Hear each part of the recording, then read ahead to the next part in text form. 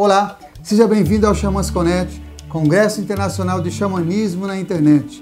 Agora você assistirá a palestra Os Xamãs do Neolítico e os Aliens no Deserto, com Maurício Eloy, professor formado em História da Arte e História da Cultura, além de artes visuais, linguagem cinematográfica e processo de criação. Há 30 anos, dedica aos estudos sobre xamanismo tradicional, em especial na área de antropologia, mas com livre dinâmica em conversas com outras disciplinas e saberes. Fez mais de 30 cursos em História da Arte, Psicologia, Filosofia, Sociologia, Semiótica, História, Fotografia, Processo de Criação, Cultura e Religião Comparada. É consultor da revista UFO e conselheiro editorial da revista online Alfa de Ufologia. Lembre-se, papel e caneta na mão, tablet ou celular para fazer suas anotações. Aproveite também e se inscreva no nosso canal, curta e compartilhe o link deste vídeo com seus amigos. Essa é uma das formas de você apoiar positivamente este projeto. Fique agora com a fala inspiradora de Maurício Eloy. Que as melhores energias cheguem até você. Xamãs Connect, primeiro Congresso Internacional de Xamanismo na Internet. Arrou! Metacuye Oyassim, por todas as nossas relações.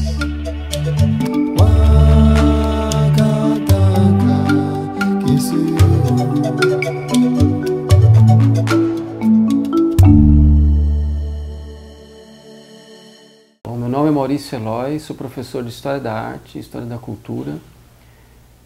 Trabalhei por 15 anos em museu e atualmente eu tenho um sebo que funciona aqui no Butantã e venho trabalhando com ufologia há 35 anos, envolvido com xamanismo mais ou menos nesse período.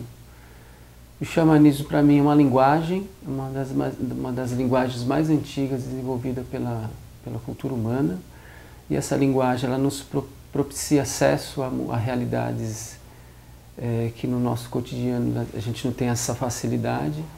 Então o xamanismo é uma linguagem primordial e que dá acesso a mundos que a gente, aos poucos, até mesmo através das novas tecnologias ou dos novos conhecimentos como a física quântica, enfim, vem nos provando que essa linguagem ela tem uma importância e uma força na cultura e na história da humanidade. Então o papel de um xamã é importante e eu acho que a gente está num momento muito interessante de resgate a essa linguagem tão profunda, né? E acho que é muito interessante o próprio título que o Mircea Eliade dá para o próprio entendimento do xamanismo, onde ele chama de xamanismo a técnica arcaica do êxtase. Então é uma linguagem tecnológica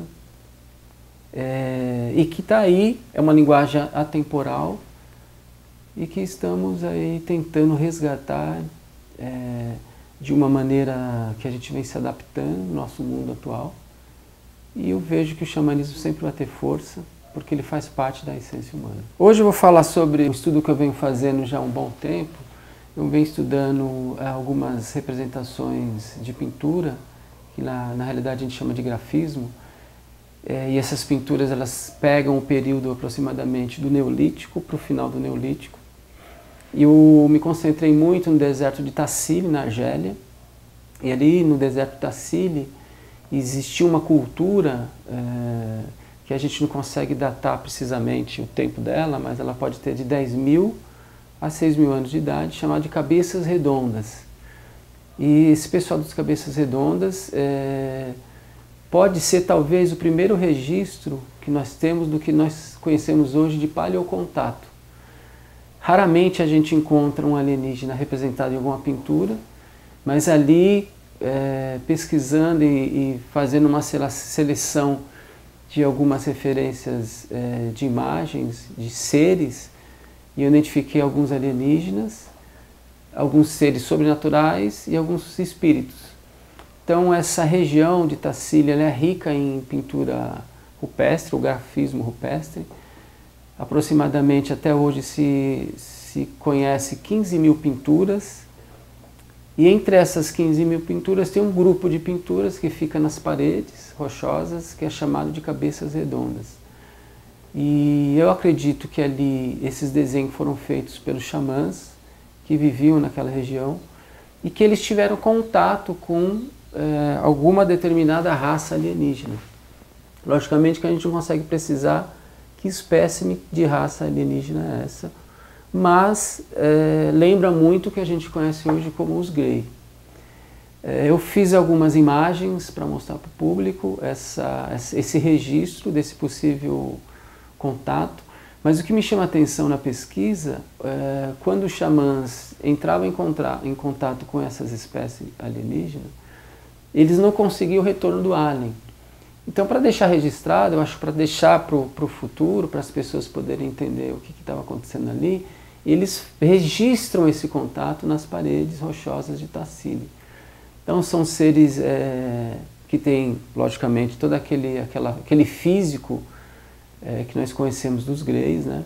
É interessante falar porque esse imaginário que chega até nós dos Greys se apresenta muito mais depois do filme do Spielberg. Até antes a gente não tinha essa referência, apesar das pessoas possivelmente abduzidas já relatavam sobre esses alienígenas. E esse primeiro contato que tiveram através de um estudo arqueológico foi em 1933. Já em 1933, o Henri Lott, um arqueólogo da Canibia francesa, identifica pinturas onde ele mesmo denomina de seres alienígenas. Então, ao meu ver, eu entendo que o paleocontato se inicia ali. Então, a minha palestra, esse estudo que eu vou apresentar para vocês, ele vai por esse caminho. Os aliens no deserto e os primeiros contatos. Então, eu estou aqui para apresentar um pouquinho da pesquisa que eu venho fazendo há uns mais ou menos 25 anos. E hoje eu vou falar sobre um tema super interessante, que é os xamãs no Neolítico e os aliens no deserto. Eu vou passar para vocês alguma imagem e eu vou estar falando muito sobre uma região na África que é chamada de Tassili. Alguns pesquisadores já foram lá, inclusive o JJ Benítez esteve lá e fez uma pesquisa super interessante. Só que ele se concentrou numa ala das pinturas de Tassili e eu estou concentrando em uma outra região, que são os cabeças redondas. Cabeças redondas foi uma cultura que existiu na África, hoje ela não existe mais, existe só apenas vestígios de algumas lendas ou falas sobre esses cabeças redondas. Os cabeças redondas é uma cultura que tinha um envolvimento muito forte com o ritual de xamanismo, tanto que eles vão fazer representações de pinturas nas paredes, onde eles vão registrar várias figuras. Entre essas figuras, nós vamos ter ali uma representação alienígena, que eu vou mostrar daqui a pouco para vocês.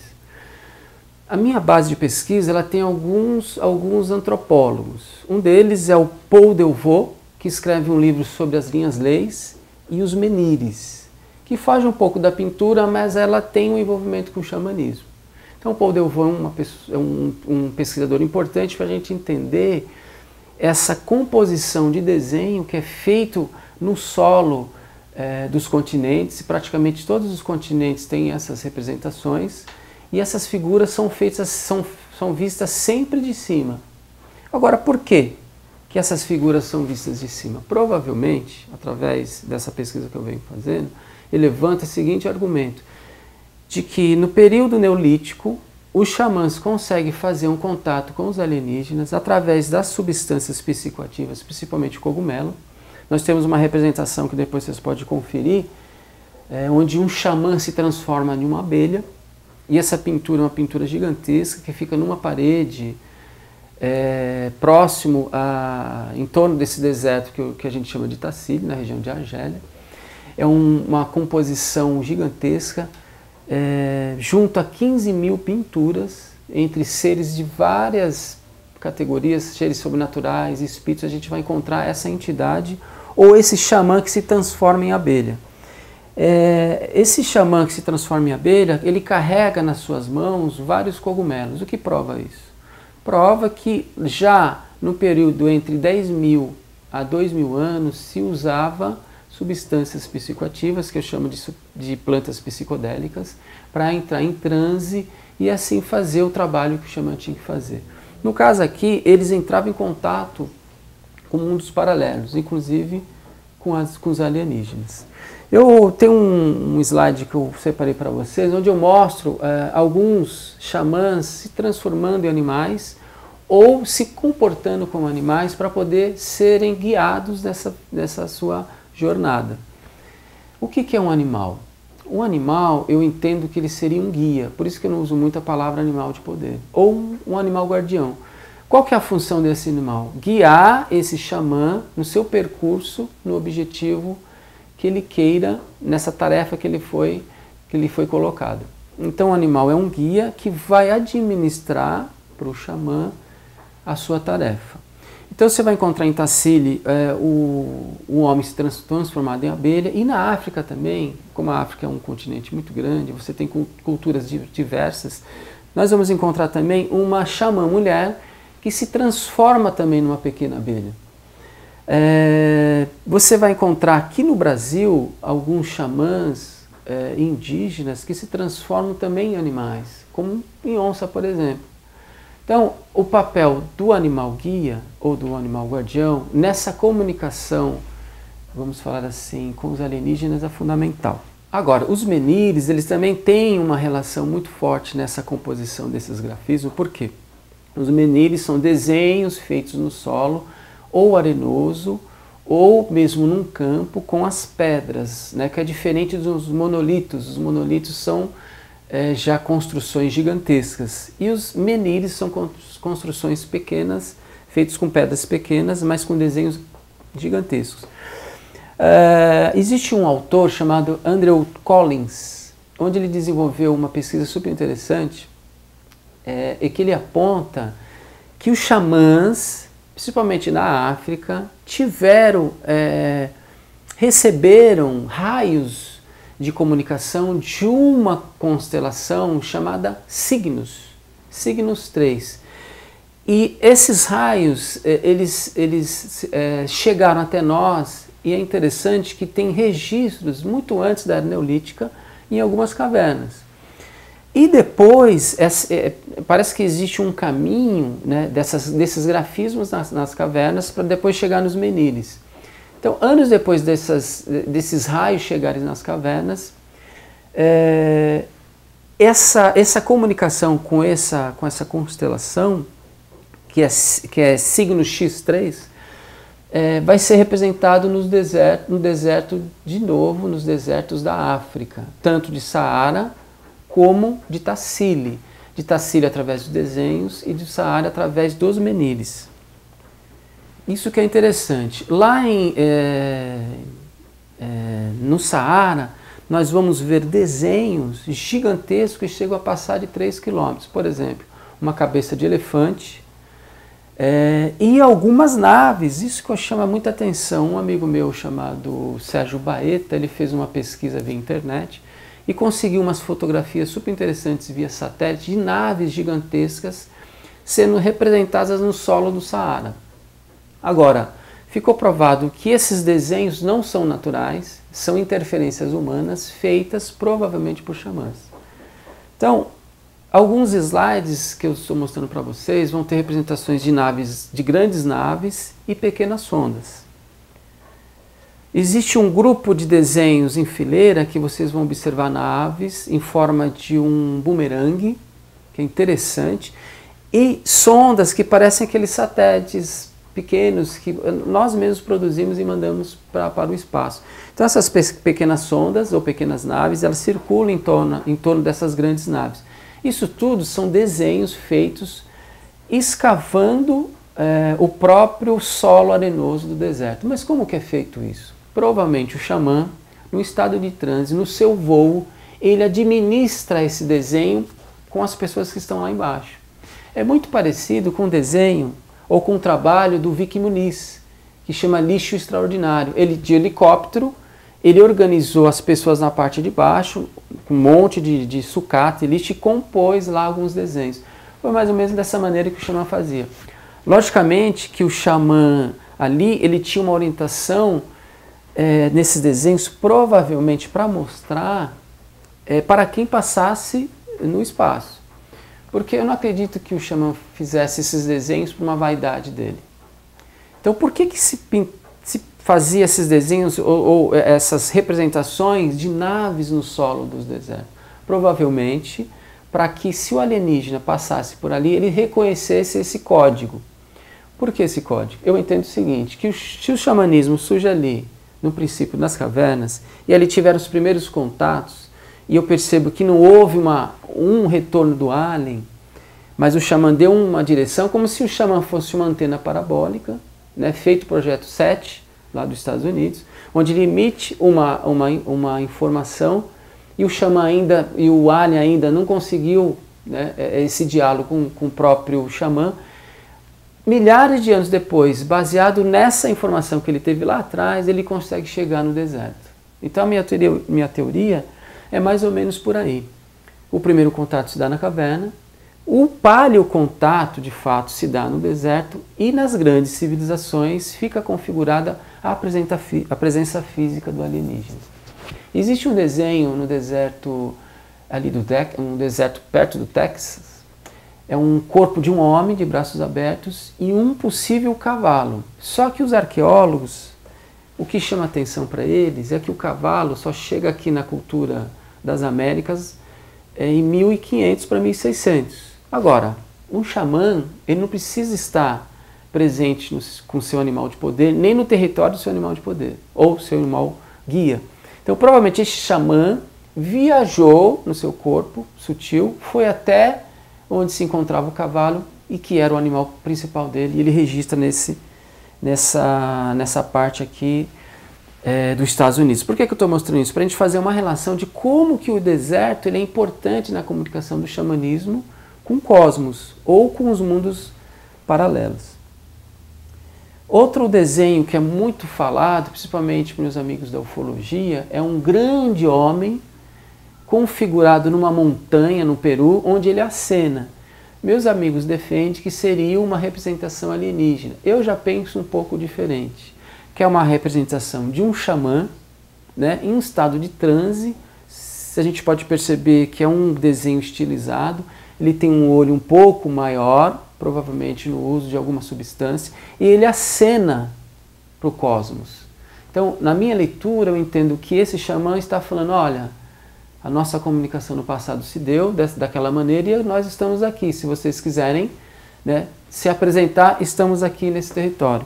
Então, é mais ou menos por aí que vai o meu raciocínio. Outra figura muito importante que é falada por alguns pesquisadores é o tal do candelabro dos Andes. Eu não vejo como um candelabro, não faz sentido um candelabro, né, estar presente num deserto.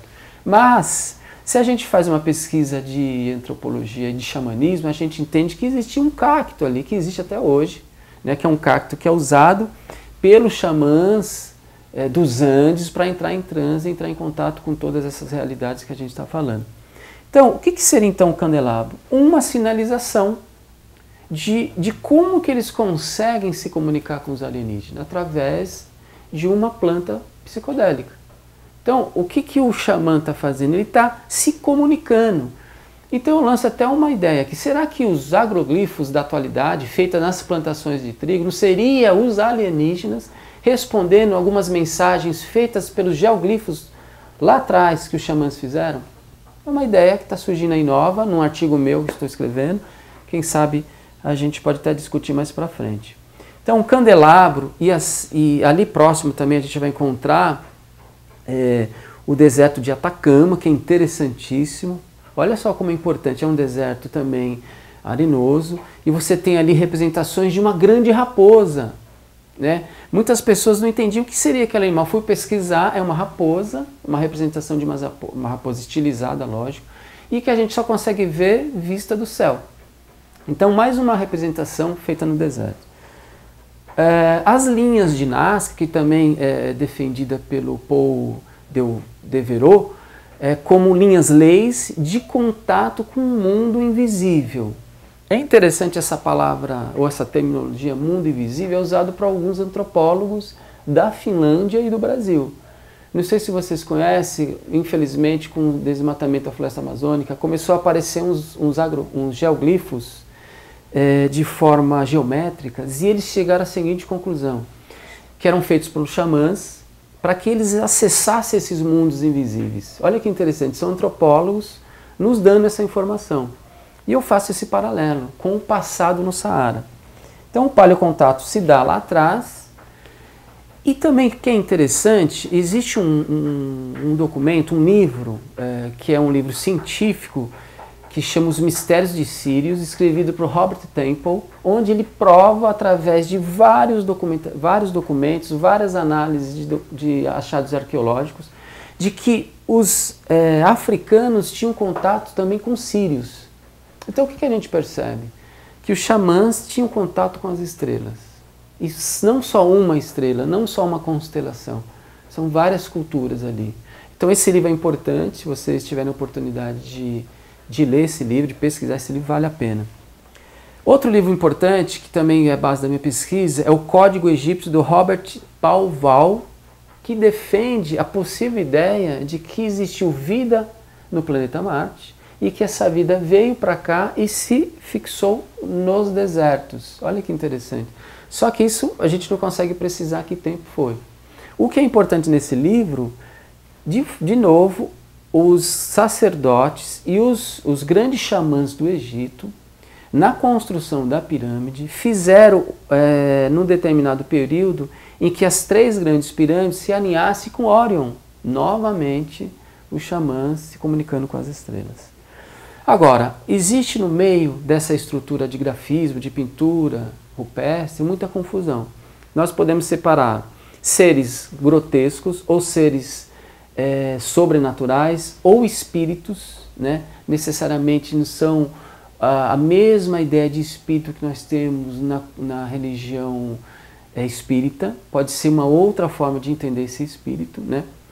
E a gente tem alguns seres, mas bem poucos, que são alienígenas. Então, em vários desertos do mundo, ou várias paredes, a gente vai observar essas figuras e depois vocês podem conferir nos slides.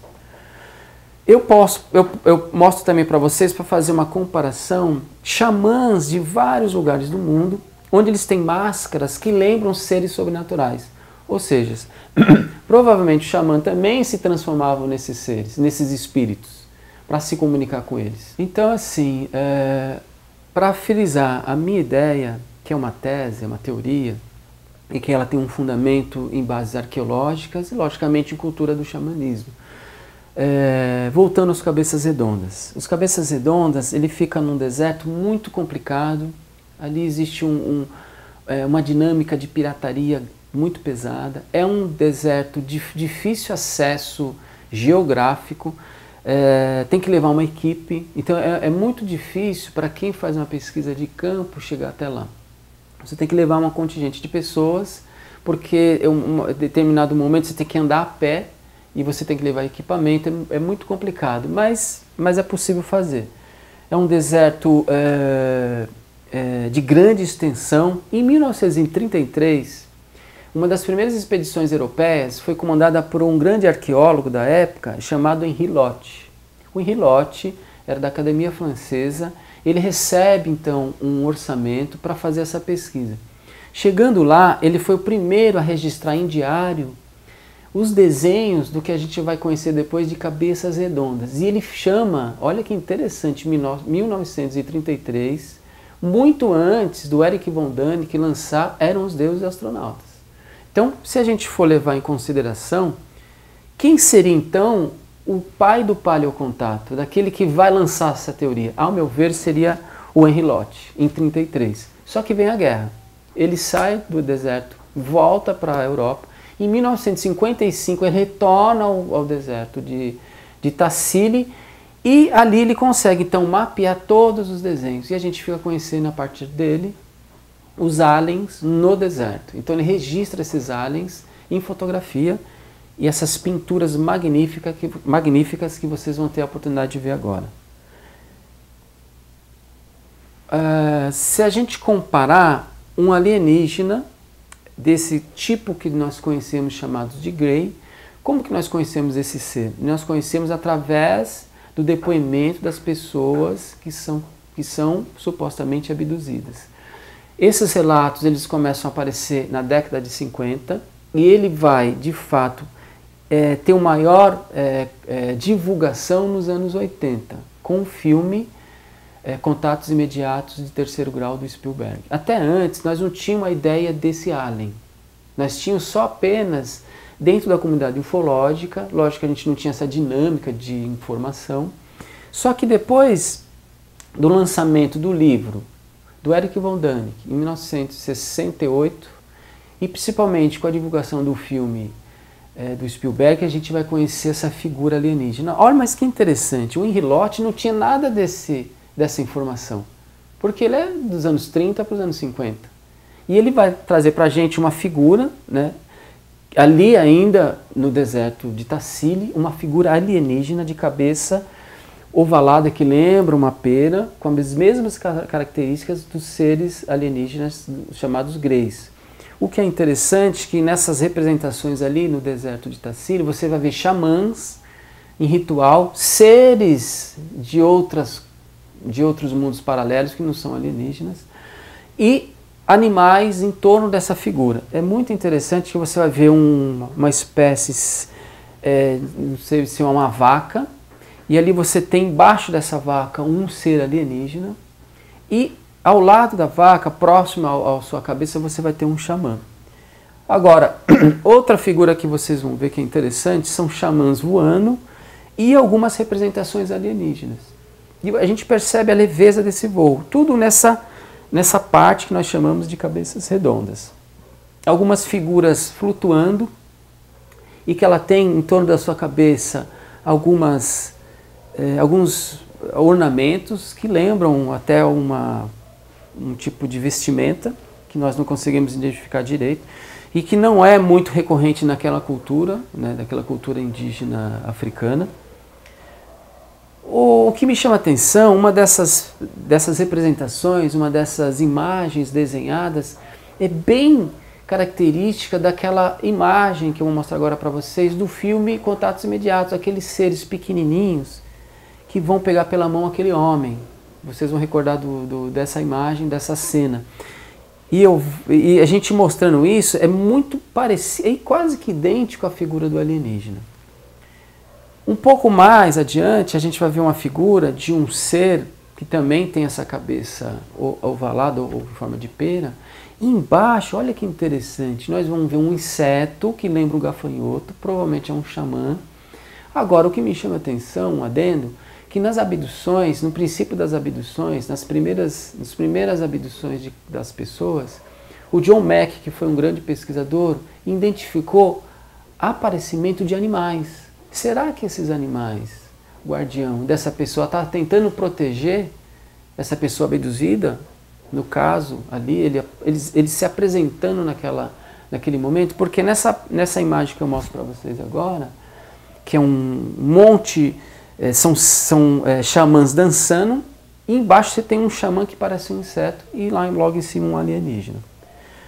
Outros registros que eu vou mostrar para vocês, só para ilustrar, que é muito raro, é um desenho feito numa parede rochosa nos Estados Unidos, que é interessante, que lembra muito, vocês vão recordar, tem uma pintura famosa ali na caverna de Lascaux, onde você tem um xamã com cabeça de uma ave, um totem de uma ave, um rinoceronte e uma bisão fêmea com a vulva inchada.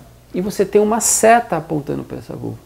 E nessa representação aqui onde tem esse alienígena, você tem dois xamãs transformados em pássaro, você tem um pássaro gigante, que é o totem, e você tem outros animais. E no canto direito do vídeo, lá em cima um alienígena. O que será que quer dizer isso? Olha que interessante esses registros, né? Eles vão se comunicando. Se a gente for para o Egito, também tem uma figura onde você tem o deus Horus, que aponta uma lança para um touro, e do lado você tem uma espécie de animal misturado com um crocodilo, e que lembra de novo a caverna de Lascaux, né? Como eu falei agora, a representação, e essa figura desse alienígena com essas aves no deserto dos Estados Unidos. Olha que interessante. O que quer dizer esses desenhos? Então, o que eu estou mostrando aqui é o xamã, ele não tem a ideia que nós temos de tempo. Então, o tempo para o xamã não existe. Essa dinâmica da cultura xamânica, ela é atemporal. Agora, saindo um pouco do território da África e do território dos Estados Unidos, a gente vai para a Índia. Em 2012 foi descoberta uma pintura de um alienígena muito parecido com Grey, muito parecido, e na parte de cima um provável xamã. O arqueólogo que descobriu isso, ele ficou muito não sabendo como lidar com aquilo que ele descobriu, então ele vai tentar chamar alguns especialistas dos Estados Unidos, principalmente da NASA, para tentar identificar se aquela imagem ali seria um alienígena. Eu mostro aqui um slide, na realidade, comparando uma figura de um xamã que fica nessa própria pintura da parede, na parte de cima, e na parte de baixo um alienígena. E eu comparo com essa figura que nós temos baseado nos relatos dos abduzidos. Então olha só que interessante, existe um registro desse movimento dos aliens na cultura humana. Agora, nós não sabemos por quê. Nós não temos essa resposta. Porque os aliens vieram, como que eles se comportaram nas grandes civilizações. Logicamente que nós vamos precisar e conhecer nas grandes crônicas, batalhas cósmicas. De repente estaria um pouco da resposta da ideia da chegada desses aliens e também de algumas relações culturais. Agora, existe uma lâmina também no Egito, onde seres parecidos com seres que a gente acabou de falar, dos cabeças redondas, empurrando uma barca do deus Ra, que é um ritual xamânico onde ele vai para uma outra esfera. Eu perguntei para um amigo meu que é egiptólogo, eu falei, quem são esses seres? Ele falou, olha, na tradução, que ele conhece a escrita egípcia, eles são denominados de seres. Então eu vou colocar até depois para vocês uma imagem ampliada que lembra de fato eles com as mãos para cima empurrando a barca e lembra as figuras de novo do filme do Spielberg e dos Cabeças Redondas. Olha que interessante. Então eu acho que é isso. Eu quis mostrar um pouquinho para vocês dessa ideia de que o xamã ele é também uma forma de comunicação. O xamanismo é um sistema de linguagem tecnológica, atemporal, e que nós estamos aqui na nossa vida atual tentando de várias maneiras, de várias formas, se adaptar e trazer de volta e na realidade também salvaguardar essa cultura tão importante que é o xamanismo. Eu deixo aqui meu contato para vocês, se alguém tiver interesse em saber mais sobre essa minha pesquisa, eu venho fazendo palestra não só em São Paulo, mas pelo Brasil, e alguns artigos eu venho publicando na revista UFO e eu estou atualmente escrevendo um livro que daqui a pouco eu vou divulgar para vocês.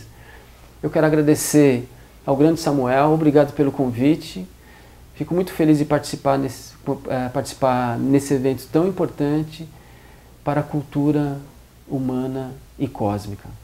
Obrigado. Gostou da palestra? Se você chegou até aqui, provavelmente sim.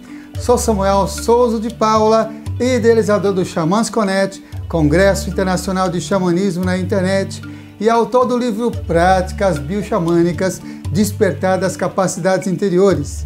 E é uma alegria saber que está prestigiando esse evento, onde grandes condutores xamânicos compartilham as melhores práticas para o reconhecimento do seu poder pessoal, manter melhores relacionamentos, desenvolver sua espiritualidade e ampliar sua consciência com dicas, jornadas, segredos e um conteúdo imperdível.